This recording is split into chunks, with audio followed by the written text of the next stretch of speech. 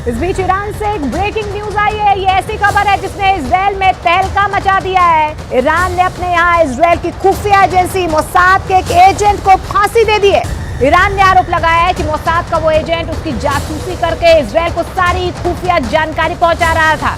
Iran के section से Israel से उसकी दुश्मनी और गहरी होना तय है और ईरान ने यह धमकी भी दी है कि अगर इजराइल ने गाजा पर हमले बंद नहीं किए तो बहुत बड़ा धमाका होगा।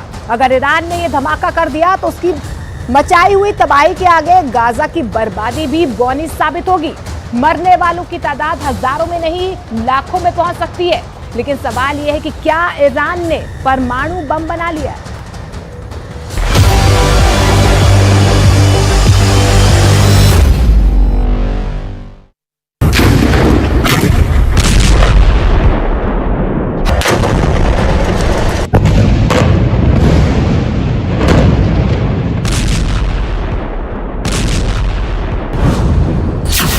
ये धमाके तो बहुत छोटे हैं, बड़ी फिल्म का छोटा सा ट्रेलर है। असली धमाका तो अब होने वाला है और धमाका करेगा ईरान।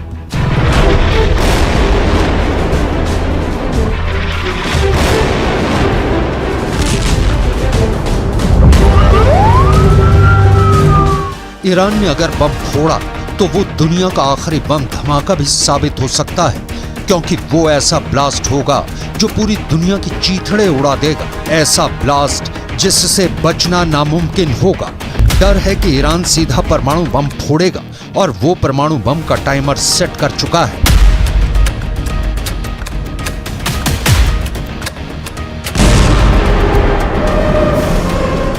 ईरान गुस्से में है, बहुत गुस्से में है।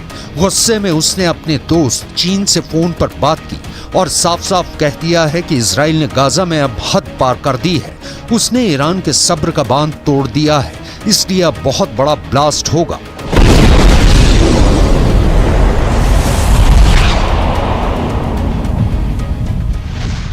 در حمایت از غزه اقداماتی انجام داده میشه و اگر این وضعیت ادامه پیدا بکنه هر آن امکان یک انفجار غیر قابل پیش بینی و غیر قابل کنترل در منطقه وجود داره. این چیزی است که آمریکایی‌ها تا امروز درک نکردن و چنانچه درک نکنن پیامدهای اون دامن آمریکا رو هم قطعاً خواهد.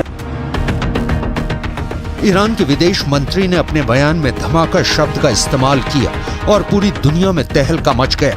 अमेरिका से लेकर ब्रिटेन और फ्रांस जैसे तमाम पश्चिमी देश खौफ से भर गए हैं। सब सोच में पड़े हैं कि ईरान किस धमाके की बात कर रहा है, आखिर उसके दिमाग में क्या साजिश चल रही है। डर जताया जा रहा है कि कहीं ईरान ने परमाणु बम तो नहीं बना लिया।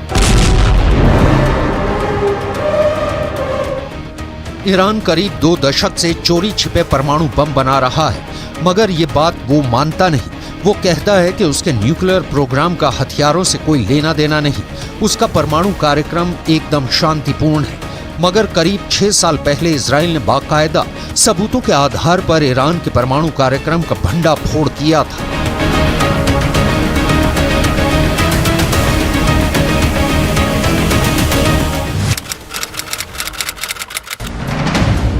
एक किताब में दावा किया गया है कि 2018 में इजराइल की खुफिया एजेंसी मोसाद के एजेंट चुपके से ईरान की राजधानी तेहरान के पास एक खुफिया ठिकाने में घुस गए थे।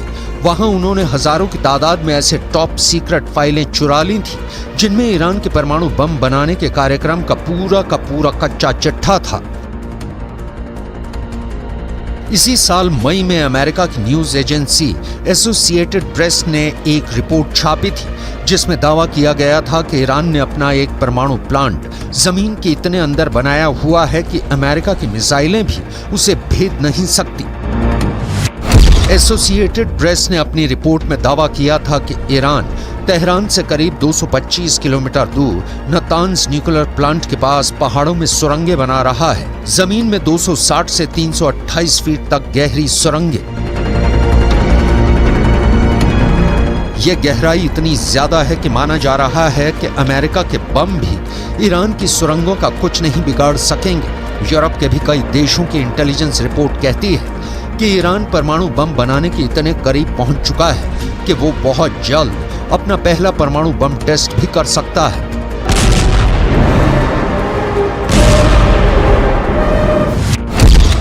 ईरान के परमाणु प्रोग्राम की जांच कर रही है संयुक्त राष्ट्र की न्यूक्लियर एजेंसी IAEA यानी इंटरनेशनल एटॉमिक एनर्जी एजेंसी का तो दावा है कि ईरान परमाणु बम बनाने के लिए इतना यूरेनियम जुटा चुका है कि महज 12 दिन में परमाणु बम बना डालेगा।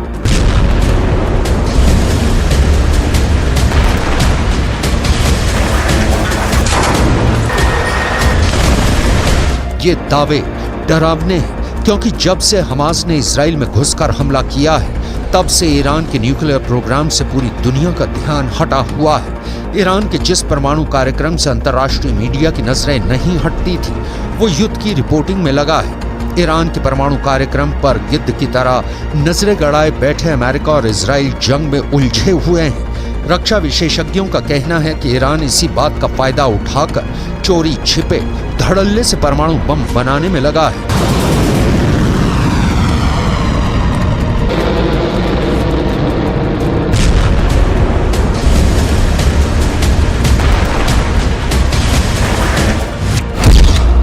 सवाल ये है कि क्या 7 अक्टूबर को हमास से इजराइल पर हमला करवाना ईरान की सोची समझी साजिश का हिस्सा था ताकि वो पश्चिमी देशों का ध्यान हमास में भटकाकर आराम से अपना परमाणु बम बना सके। क्या बीते 2 महीने से ईरान परमाणु युद्ध की प्लानिंग कर रहा है? ईरान ने यूं ही तो धमाके की धमकी नहीं दी होगी, जरूर उसके हथियारों के जखीरे में ब्रह्मास्त्र आ गया है। ईरान की धमकी का मतलब है पत्थर की लकीर। अब वो दोबारा नहीं चेताएगा बल्कि सीधा अटैक करेगा।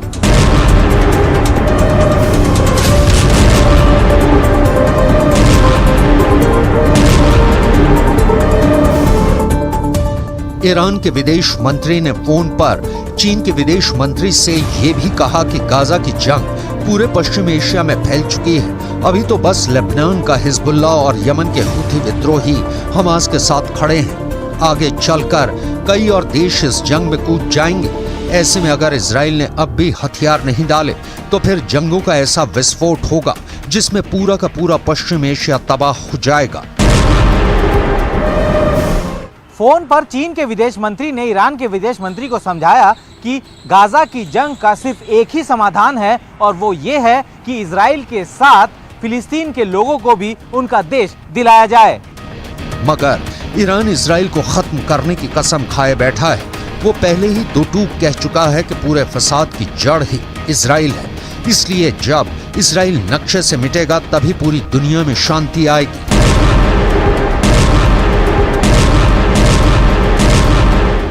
ईरान आर या पार के मूड में नजर आ रहा है। अब तक उसने इजराइल के खात्मे की बस दुआ की है, इजराइल को धमकियां दी हैं और हमास और हिजबुल्लाह से उस पर हमले करवाए हैं, मगर कभी इजराइल से जंग के मैदान में सीधे सीधे दो हाथ नहीं की। ऐसे में अब अगर ईरान युद्ध लड़ने उतरता है तो ये उसकी इजराइल से पहली और आखिरी जंग भी साबित हो सकती है। ये ऐसा युद्ध हो सकता है जो ईरान या फिर इजराइल को मिट्टी में मिलाने के बाद ही खत्म होगा, क्योंकि ईरान के जंग में उतरने का मतलब होगा तीसरा विश्व युद्ध, जिसमें एक खेमा होगा अमेरिका और इजराइल का और उनके खिलाफ खड़ी होगी उनके दुश्मनों की बहुत बड़ी टीम। ऐसी टीम जिसमें ईरान तो होगा ही, उसके साथ होगा चीन और उन दोनों का दोस्त रूस भी। अगर ये युद्ध हुआ तो शायद दुनिया ही टुकड़े टुकड़े हो जाए, क्योंकि इन सभी देशों के पास दुनिया को खत्म कर देने वाले खतरनाक परमाणु बम हैं। अमेरिका के पास 5224 परमाणु बम है और उसके साथ ही इजराइल के पास 90 और इनके साथ खड़े रूस और चीन के पास परमाणु हथियारों का जखीरा है। रूस के पास दुनिया में सबसे ज्यादा परमाणु बम है। उसके परमाणु बमों की संख्या 5889 है। यह आंकड़ा अमेरिका के परमाणु हथियारों से भी ज्यादा है। वहीं चीन के पास 410 परमाणु बम है। ऐसे में अगर अपनी ताकत की नुमाइश की कोशिश और दिमाग की गर्मी में परमाणु बम चलाने का फरमान पास हो गया तो तबाही मच जाएगी।